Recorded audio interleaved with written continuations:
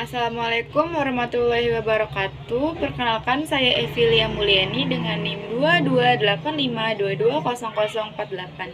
Saya merupakan mahasiswi dari program studi bimbingan dan konseling FKIP Untirta. Pada kesempatan kali ini saya akan membahas materi mengenai Threat Oriented Theories John Holland's Typology untuk memenuhi UAS mata kuliah bimbingan dan konseling karir yang diampu oleh Ibu Rauda Zaimah Dalimunte, SPD, MPD. Konsep dari teori Holland, yakni faktor kepribadian itu menjadi dasar dari pemilihan karir seseorang. Pada dasarnya, individu akan mencari lingkungan kerja yang sesuai dengan keterampilan, kemampuan, sikap, serta nilai mereka. Atau dengan kata lain, harus terdapat kesesuaian antara kepribadian atau karakteristik mereka dengan lingkungan kerja. Jadi, dapat disimpulkan bahwa pemilihan dan penyesuaian karir merupakan gambaran dari kepribadian individu.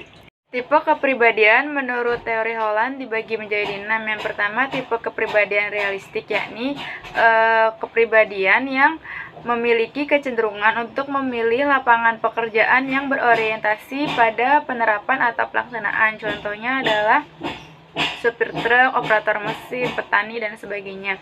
Yang kedua ada tipe investigatif, yakni ditandai dengan adanya suatu tugas-tugas yang memerlukan kemampuan untuk berpikir secara abstrak, kreatif, serta logis dalam menyelesaikan suatu permasalahan.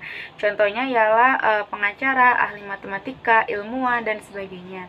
Yang ketiga ada tipe artistik, yakni tipe yang menghadapi lingkungan dengan menciptakan bentuk-bentuk kesenian ataupun produk. Contohnya ialah seniman seperti penyair, pencipta lagu, dan sebagainya. Yang keempat ada tipe sosial. Nah, tipe model ini memiliki kecenderungan memilih lapangan pekerjaan yang sifatnya membantu orang lain. Contohnya guru, konselor, terapis, psikolog, dan lain sebagainya. Yang kelima ada enterprising, yakni memiliki ciri khas antara lain menggunakan keterampilan berbicara dalam situasi di mana terdapat kesempatan untuk menguasai atau mempengaruhi orang lain, atau dengan kata lain enterprising ini dapat membujuk orang lain. Contohnya ialah pedagang, sales, politikus, dan lain sebagainya. Dan yang terakhir ada tipe konvensional, yakni tipe yang pada umumnya memiliki kecenderungan terhadap kegiatan verbal. Individu ini menyenangi bahasa yang tersusun baik, numerikal, memberi nilai yang tinggi terhadap status dan kenyataan materi. Contohnya kasir, pegawai bank, pegawai arsip, dan lain sebagainya.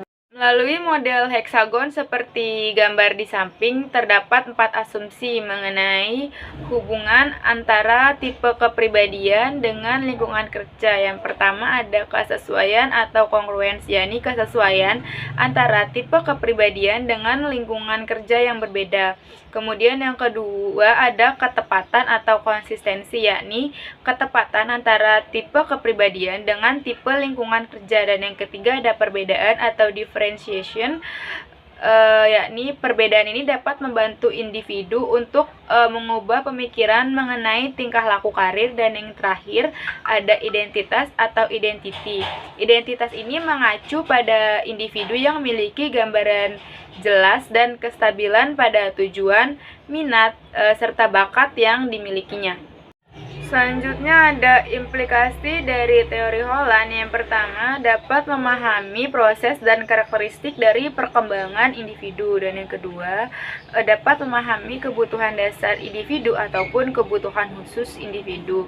Yang ketiga, melakukan asesmen dan menginterpretasikan sifat-sifat individual dan karakteristiknya serta menerapkannya dalam relasi konseling yang bervariasi. Dan yang terakhir, memahami dan mampu membantu konseling dalam memahami bahwa faktor-faktor perubahan atau faktor-faktor yang tak terduga dapat mengubah perencanaan karir.